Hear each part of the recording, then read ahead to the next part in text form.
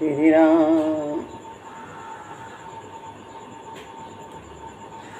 गुरुर्ब्रह्मा गुरुर्विष्णु गुरुर्देव महेश्वरः गुरु साक्षात् परब्रह्म तस्मै श्री गुरुवे नमः।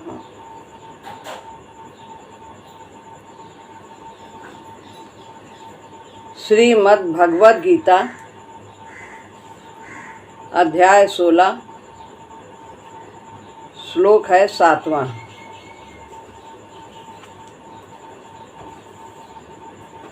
भगवान आसुरी संपत्ति का वर्णन कर रहे हैं। प्रवृत्तिं च निवृत्तिं च जनाना विदुरासुरः न शौचं नापि चाचारो न सत्यं तेषु विद्यते।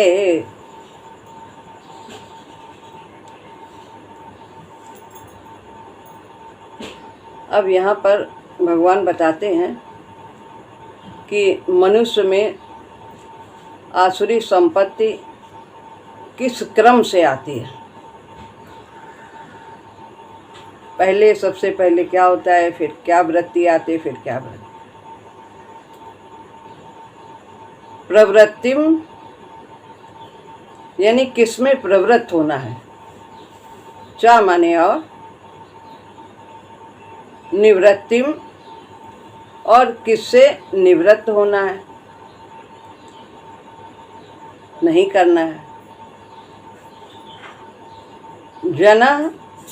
जना यानी कि मनुष्य नहीं,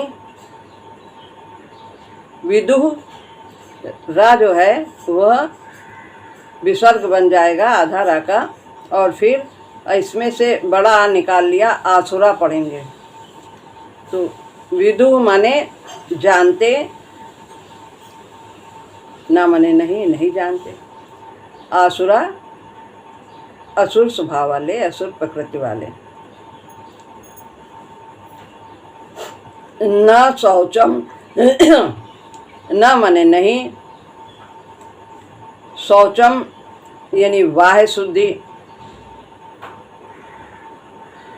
ना फिर आया नापि, ना माने नहीं, अपि माने भी, चा फिर आ गया और, आचारो चा निकाल लिया, बढ़िया की मात्रा है आचारो, श्रेष्ठ आचरण, ना फिर आया नहीं, सत्यम यानी तथा, चाहे कहीं पर तथा कह देते हैं, कहीं पर चाका और कह देते हैं, तथा या और। तो सत्यम सत्य पालन भी नहीं करते। तेषु यानी उनमें, विद्यते होता है, न सत्य पालन भी उनमें होता है। अर्थ है आसुरी प्रकृति वाले मनुष्य किसमें प्रवृत्त होना चाहिए और किससे निवृत्त होना चाहिए, इसको नहीं जानते। और उनमें न तो बाह्य शुद्धि ही होती है और न श्रेष्ठ आचरण तथा न सत्य पालन ही होता है उनसे। ये सब आरंभ में अच्छी शिक्षा न मिलने के कारण आसुरी प्रवृत्ति उत्पन्न हो जाती है। अच्छे वातावरण में रहें, अच्छे लोगों के साथ रहें, आरंभ से कोरी स्लेट रहती है। पहले के संस्कार भले ही कुछ रहे हों, लेकिन जो आरंभ में जो हमें शिक्षा मिलती है उससे हमारे पहले के संस्कार यदि बुरे हैं तो वे उनमें सुधार आ जाता है। व्याख्या है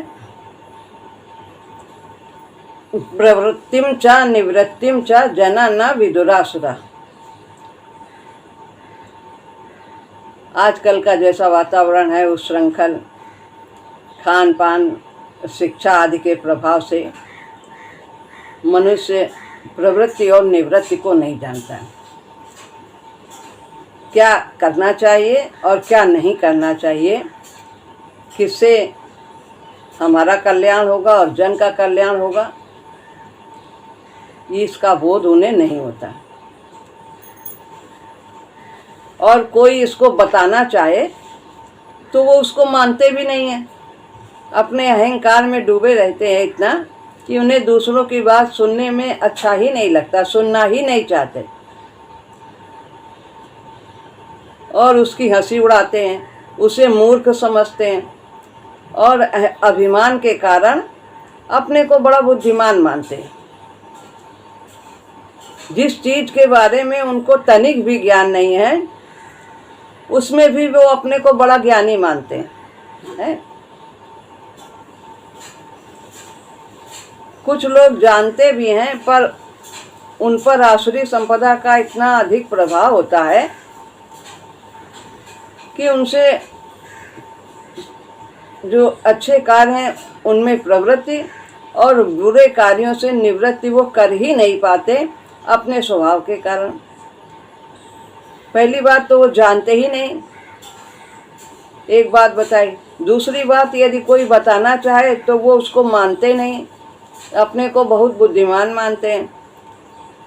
और तीसरी बात, यदि वो जान भी चाहें तो उनके ऐसे आसुरी स्वभाव होते हैं कि वो अच्छे कार्यों में प्रवृत्त और जो बुरे कार्य हैं उनसे निवृत्त वो हो ही नहीं पाते अपने स्वभाव के कारण।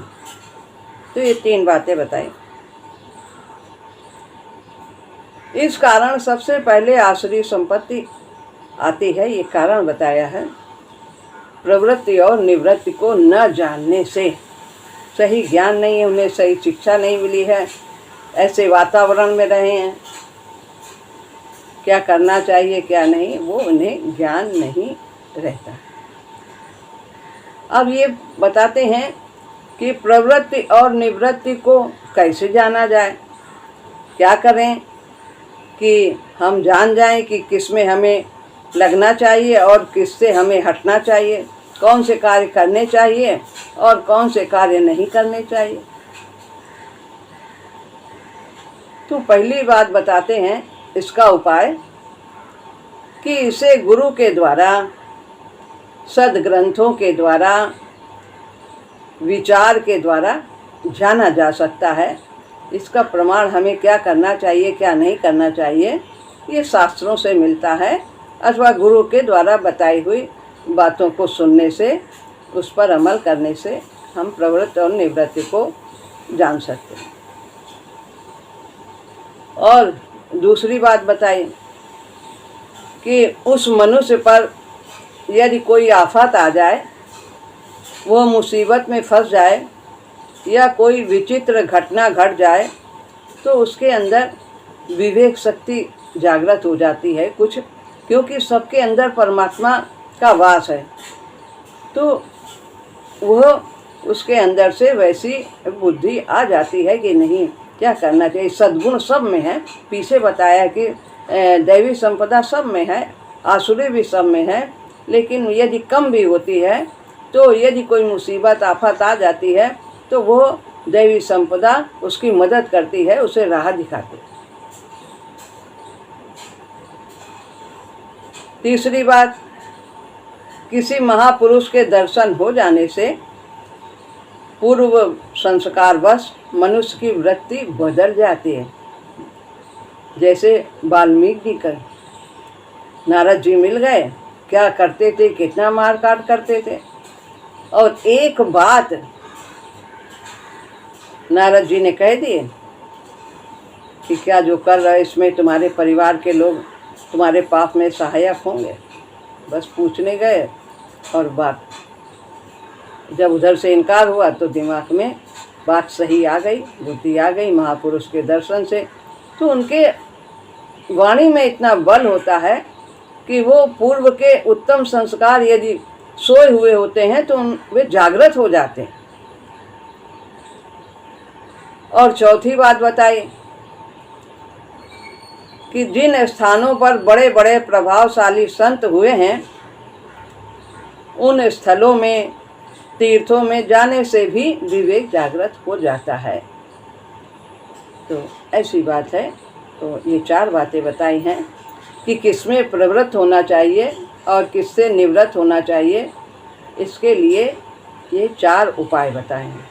जिनको नहीं मालूम है क्या करना है क्या नहीं करना है, तो इन स्थितियों में उनमें विवेक जागृत हो जाता। विवेक शक्ति प्राणी मात्र में है, सब में है, क्योंकि रहती है। कुछ न कुछ पशुओं में बहुत सीमित मात्रा में होती है, अपने प्राणों की रक्षा में ही वो उसका उपयोग करते हैं। लेकिन मनुष्य में कुछ अधिक होती है, वो अपनी भी रक्षा करते हैं, दूसरों की भी सहायता करते हैं और अपने जीवन को भी धन्य कर लेते हैं परमात्मा की प्राप्ति करके। इतनी विवेक शक्ति है इसमें। विवेक शक्ति प्राणी मात्र में रहती है, परंतु पशु पक्षी आदि योनियों में इसको विकसित करने का अवसर, स्थान और योग्यता नहीं होती है, एवं मनुष्य में उसको विकसित करने का अवसर, स्थान और योग्यता भी है। तो जैसा कि बताया, अपने जीवन निर्वाह तक ही पशु पक्षी अपनी विवेक शक्ति का इस्तेमाल करते हैं, पर मनुष्य इस विवेक शक्ति से अपना और अपने परिवार का तथा अन्य प्राणियों का भी पालन पोषण कर सकता है और दुर्गुण दुराचारों को दूर करके सद आचरण करके अपने जीवन को बदल सकता है, कल्याण अपने जीवन का कर सकता है, मानव जीवन को सफल कर सकता है। मनुष्य इसमें सर्वथा स्वतंत्र है, क्योंकि यह कर्म योनि है। जो पशु पक्षी हैं उनकी भोग योनियाँ हैं, पर ये साधन योनि कहते हैं मनुष्य को, मनुष्य योनि को साधन योनि। इसमें हम साधन करके परम तत्व की प्राप्ति कर सकते हैं। साधन धाम मोक्ष कर द्वारा और पाई न जय परलोक संवारा, ये साधन धाम है। इस शरीर को पा करके यदि हमने अपना परलोक नहीं संभाला तो ये किस काम का। न हो यदि मिलन पाके नर योनि हरि से, धरनि धाम सुत लोक किस काम के। विपुल हरि कृपा कर्म योनि मिली जब, सभी शक्ति साधन सुबुद्धि समाये। और विषय मोह ममता में मन को रमा के, चले हो विमुख तब हरि नाम के। न हो यदि मिलन पाके नर योनि हरि से, धरनि धाम सुत लोक किस काम के। पूज्य भैया जी मथुरा प्रसाद जी ने ये भजन लिखा है, बहुत उत्तम भजन है उनके।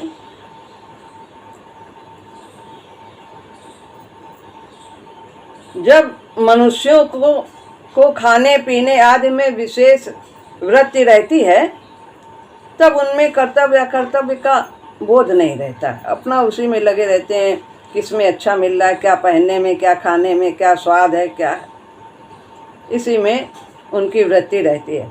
ऐसे मनुष्यों में पशुओं की तरह दैवी संपत्ति छिपी हुई होती है, सामने नहीं आती।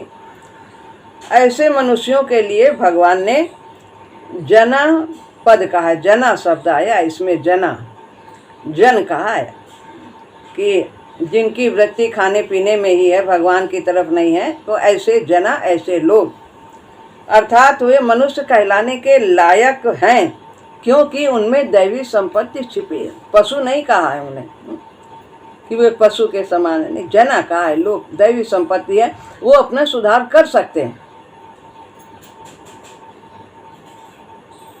और जना से लेकर नराधमान पद तक बीच बीच में आए हुए श्लोक में कहीं भी भगवान ने मनुष्यवाचक शब्द नहीं दिया है, उन्हें मनुष्य नहीं कहा है, जना कहा है। मनुष्य की मनुष्यता कब शुरू होती है? जब वो अपने अवगुण देखता है। उसे अपने अवगुण ही नहीं दिखाई दे रहे, तब तक वो मनुष्य कहलाने के काबिल नहीं है। यद्यपि मनुष्य में आसुरी संपत्ति का त्याग करने की तथा दैवी संपत्ति को धारण करने की योग्यता है, फिर भी जो मनुष्य होकर भी दैवी संपत्ति को धारण न करके आसुरी संपत्ति को बनाए रखते हैं वे मनुष्य कहलाने के लायक नहीं है। इसलिए भगवान ने उन्हें मनुष्य कहीं भी गीता में आसुरी संपदा वालों को नहीं कहा है, जना कहा है। वे पशुओं से और नारकी प्राणियों से भी गए बीते हैं। पहले भी इस बात की चर्चा की है, क्योंकि पशु और नारकी प्राणी तो पापों का फल भोग करके अपने को निर्मल कर रहे हैं, परंतु ये नराधम अपने पाप कर्मों को और बढ़ा करके नारकी योनियों में जा रहे हैं। इतना भगवान ने कृपा करके इतना उत्तम शरीर दिया है और उसको इसी प्रकार आसुरी वृत्तियों के द्वारा जीवन बिता करके यूं ही बर्बाद कर देते हैं।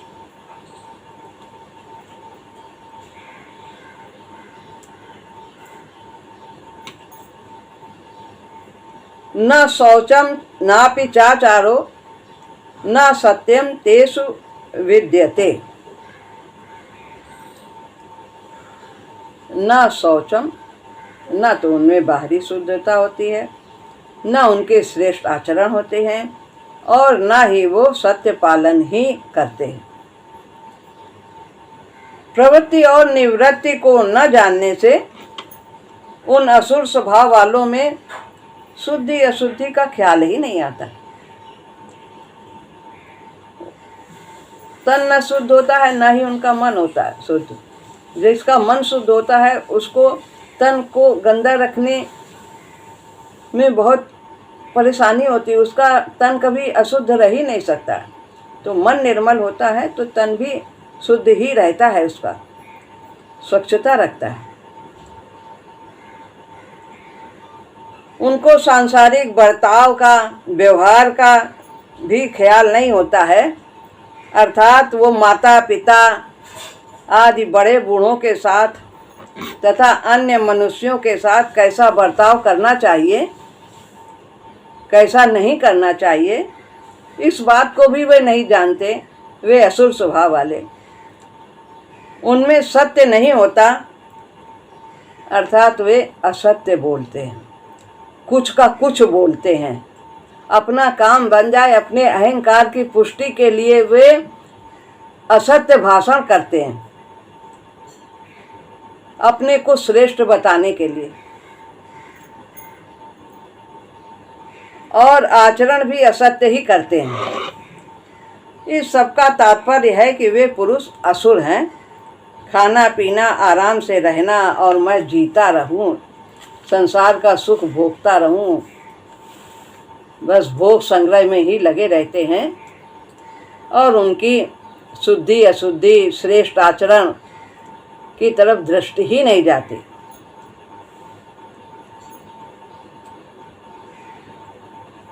भगवान ने दूसरे अध्याय में वैदिक क्रिया में बहुत से जो व्यक्ति लगे रहते हैं, जिनमें सकाम कर्मों की चर्चा है कि इस प्रकार से ये यज्ञ करो तो ये स्वर्ग जाओगे, ये भोग मिलेगा, राज्य मिलेगा, पुत्र होगा, न जाने क्या क्या मिलेगा। सब जितने भी भौतिक पदार्थ हैं वो सब सकाम भावना से यज्ञ आदि करने से उनकी पूर्ति करने का विवरण वेदों में दिया हुआ है। तो भगवान ने कहा त्रैगुण विषया वेदा निस्त्रैगुणियो भव अर्जुन, निर्द्वंदो नित्य सत्व सो निर्योग क्षेम आत्मवान। दूसरे अध्याय का 45वां श्लोक है कि तू तीनों गुणों जो वेदों में जिनकी चर्चा है उससे तू ऊपर उठ जा, उनके अनुसार न चल। गुणों का वर्णन है कि ये कार्य करो, कितना सब गुणों जितने भी कार्य होते हैं भौतिक, वो गुणों से ही प्रभावित होकर के होते हैं। सतोगुण रजोगुण तमोगुण बहुत करो, रजोगुण से ये राज्य मिल जाएगा, तमोगुण उसका नाश हो जाएगा, तुम जो है दान आदि और ये करो और उत्तम लोक में चले जाओगे, भोग आदि भोगोगे सतोगुण में।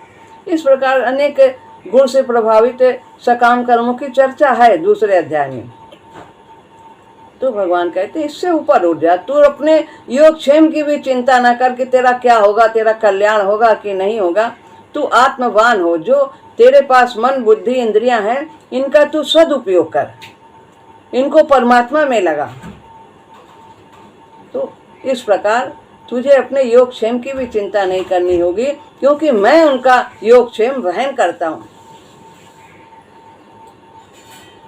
तो वैदिक प्रक्रिया के अनुसार सांसारिक भोग और संग्रह में लगे हुए पुरुषों में भी परमात्मा की प्राप्ति का निश्चय नहीं होता है। वो सब यही पाने के लिए सब अनेक प्रकार के क्रियाएं करते रहते हैं, जो बहुत ही दिखाऊ पुष्पित होती हैं, बहुत इसका ये फल मिल जाएगा।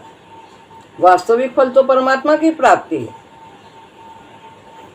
जो अविनाशी है, जिस फल का कभी अंत नहीं होता।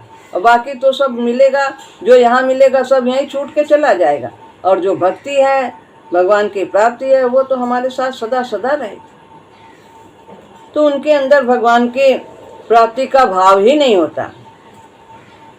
भाव यह है कि आसुरी संपदा का अंश रहने के कारण जब ऐसे शास्त्र विधि से यज्ञ आदि कर्मों में लगे हुए पुरुष भी परमात्मा का एक निश्चय नहीं कर पाते हैं, जो वेद के अनुसार सकाम क्रिया आदि करते हैं, उनके अंदर भी ये नहीं भाव होता है कि हम भगवान की प्राप्ति करें, इतना सब कुछ कर रहे हैं इसके द्वारा। यदि वो सब कर्म यज्ञ आदि भगवान के लिए किया जाएगा तो परमात्मा की प्राप्ति होगी। जो भाव से करेंगे उसी की प्राप्ति होगी। लेकिन उनका भाव तो रहता है भौतिक पदार्थों की प्राप्ति, उपलब्धि प्राप्त करना। तो फिर जब ऐसे लोग नहीं प्राप्त कर सकते हैं, तो जिन पुरुषों में आसुरी संपदा विशेष बढ़ी हुई है, अर्थात जो ये भी सब नहीं करते हैं, अन्यायपूर्वक भोग संग्रह में लगे हैं, तो उनकी बुद्धि में परमात्मा का निश्चय होना बहुत ही कठिन है, बताते हैं। लेकिन सब विकास क्रम में आगे बढ़ेंगे, एक न एक समय जरूर आएगा, बार बार आएंगे, बार बार जाएंगे, एक न एक समय वो ऐसी बुद्धि को प्राप्त जरूर कर लेंगे सब, क्योंकि सब में परमात्मा का अंश है, लेकिन अवधि अधिक लगेगी।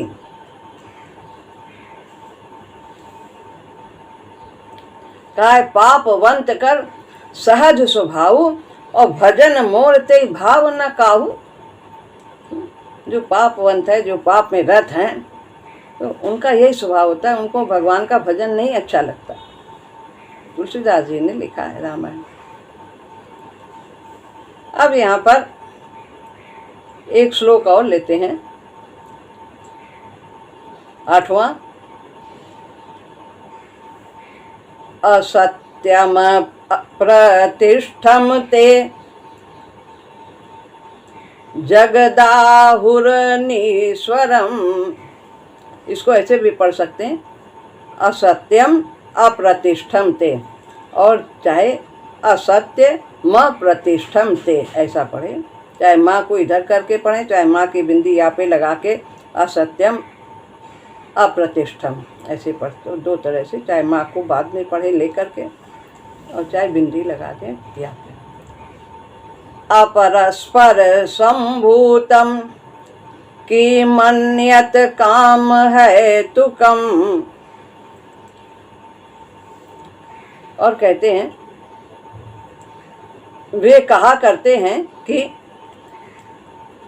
ते माने वे, आहु यहाँ पर है जगदा, जगत, आहु, रा का विसर्ग बना, फिर यहाँ फिर अनीश्वरम, रा से आ निकाल लिया तो अनीश्वरम।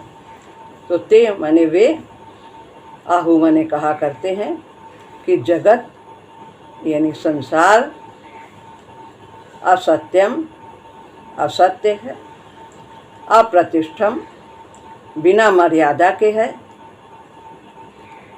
और अनीश्वरम बिना ईश्वर के है। ऐसा वे कहा करते हैं कि संसार भी असत्य है, इसमें भगवान भी नहीं है और इसकी कोई मर्यादा नहीं है। ये सब इस तरह की बातें करते हैं। अपरस्पर संभूतम, अपरस्पर संभूतम अपने आप केवल स्त्री पुरुष के संयोग से पैदा हुआ है, ऐसा वे कहते हैं। किम माने क्या कारण है, यानी और कोई इसका कारण ही नहीं है। अन्य की किम, माँ की आधा माँ की बिंदी किम पे आ गई, आ निकाल लिया। अन्य, अन्यत यानी इसके सिवाय। किम माने क्या, और कोई कारण क्या हो सकता है इसके सिवाय। अन्यत माने इसके सिवाय, कि स्त्री पुरुष के संयोग से ही यह संसार बना। काम है तो कम, और इसके लिए काम ही इसका कारण है संसार होने का, ऐसा वे कहते हैं। वे आसुरी संपत्ति वाले वे कहा करते हैं कि संसार असत्य है, बिना मर्यादा के है, और बिना ईश्वर अपने आप केवल स्त्री पुरुष के संयोग से पैदा हुआ है। इसके लिए काम ही इसका कारण है, इसके सिवाय और क्या कारण हो सकता है, यानी और कोई कारण हो ही नहीं सकता है संसार की उत्पत्ति का, ऐसा वे बोलते हैं। असत्यम, आसुर स्वभाव वाले पुरुष कहा करते हैं कि ये जगत असत्य है, अर्थात इसमें कोई बात सत्य है ही नहीं। कि मनुष्य शरीर मिला है, जो कह रहे हो कि इसके द्वारा परमात्मा की प्राप्ति होगी, यज्ञ कर लो, दान कर लो, सेवा कर लो, क्या कर लो, और ये संसार ही असत्य है, इसमें जो है ये जो भी कहा गया है ये सब कुछ असत्य है, ईश्वर भी नहीं है इसमें, परमात्मा की प्राप्ति क्या करेंगे जब ईश्वर है ही नहीं। ऐसे वे आसुरी प्रवृत्ति वाले होते हैं। जितने भी यज्ञ, दान, तप, ध्यान, स्वाध्याय, तीर्थ, व्रत आदि शुभ कर्म किए जाते हैं वे सब वो सत्य नहीं है, वो सब ऐसे ही है, बेकार की मन की मान्यता है, ऐसा वे सोचते हैं। लेकिन करके देखें, अगर मान्यता है ऐसी असत्य, तो इसको करने से मन की कितनी शांति होती है, करके देखें, जप करके देखें, सेवा करके देखें। लेकिन वो सब नहीं मानते, उनको तो वे एक बहकावा मानते हैं। अप्रतिष्ठम ते जगदा हुरनीश्वरम, और कहते हैं संसार में आस्तिक पुरुषों की धर्म, ईश्वर, परलोक आदि में जो श्रद्धा होती है, आस्तिक पुरुषों की तो श्रद्धा होती है, परंतु किसमें ये जो संसार भी है ये भगवान का बनाया हुआ है, वो ऐसा कहते हैं आस्तिक पुरुष। और धर्म है, धारण करने योग्य जो कार्य हैं वो करना चाहिए, भगवान है, परलोक भी है, सब कुछ मानते हैं जो आस्तिक पुरुष हैं। लेकिन जो नास्तिक हैं, असुर स्वभाव वाले, परंतु वे असुर मनुष्य, धर्म, ईश्वर आदि में श्रद्धा नहीं रखते हैं, कुछ मानते ही नहीं। अतः वे ऐसा मानते हैं कि इस संसार में धर्म, अधर्म, पुण्य, पाप आदि कोई चीज़ है ही नहीं, कुछ करना ही, जो मनाए खाओ, जैसे मनाए रहो, जिसको मनाए कष्ट दो, जैसे स्वार्थ से भोग संग्रह आदि जो करना चाहे सो करो, यही जीवन है, बस खा पी लो, मौज करो। इस जगत को वे बिना मालिक का कहते हैं, कोई इसका मालिक नहीं है, ऐसा वो मानते हैं। इस जगत को रचने वाला, इसका शासन करने वाला, यहाँ पर किए हुए पाप पुण्यों का हिसाब करने वाला, भुगताने वाला कोई नहीं है, जो मनाए करो, जो कोई कुछ देखने वाला नहीं, ऐसा वो मानते। अपरस्पर संभूतम की मन्यत काम है तो कम, वे कहते हैं कि स्त्री पुरुष और कामना के कारण ही इस संसार की उत्पत्ति होती है, इसलिए काम ही इस संसार का कारण है। काम जो है, काम भावना, इसी से ये संसार की उत्पत्ति है। इसके लिए ईश्वर, प्रारब्ध आदि किसी की क्या ज़रूरत है? भगवान से क्यों मनाए कि भगवान हमको ये पुत्र दे दो, क्या दे दो, ऐसा कुछ नहीं। सब इसका बस एक ही कारण है, ऐसा वो मानता है। ईश्वर आदि को इसमें कारण मानना प्रपंच है, ढकोसला है, ऐसा वो मानते हैं। केवल दुनिया को बहकाना है, इस तरह की उनकी भावना होती है। तो यहाँ पर क्रम बता रहे हैं, किस क्रम से उनके अंदर ये सब आसुरी स्वभाव आते हैं। तो उच्च शिक्षा न मिलने के कारण, उचित वातावरण न मिलने के कारण जो बताया है कि उनको मालूम नहीं कि श्रेष्ठ आचरण कैसे करना चाहिए, कैसे अपने बड़ों से बात करना चाहिए, किस प्रकार उनका आदर करना चाहिए, किस प्रकार से हम दूसरों की सेवा कर सकते हैं, ये सब उनके अंदर किस में लगना चाहिए, किस में नहीं लगना चाहिए, ये सब भाव आरंभ के होते हैं कि उन्हें उचित शिक्षा न मिलने के कारण ऐसा होता है। और लेकिन जब गुरु और शास्त्र आदि का किसी भी प्रकार से संयोग हो जाता है, मिल जाते हैं, दो शब्द सुनने को मिल जाते हैं, तो उनके आचरण में बदलाव भी आ सकता है। तो यहाँ पर ये श्लोक पूरा हुआ है। अब अगला श्लोक अगले सत्र में आरंभ। श्री राम।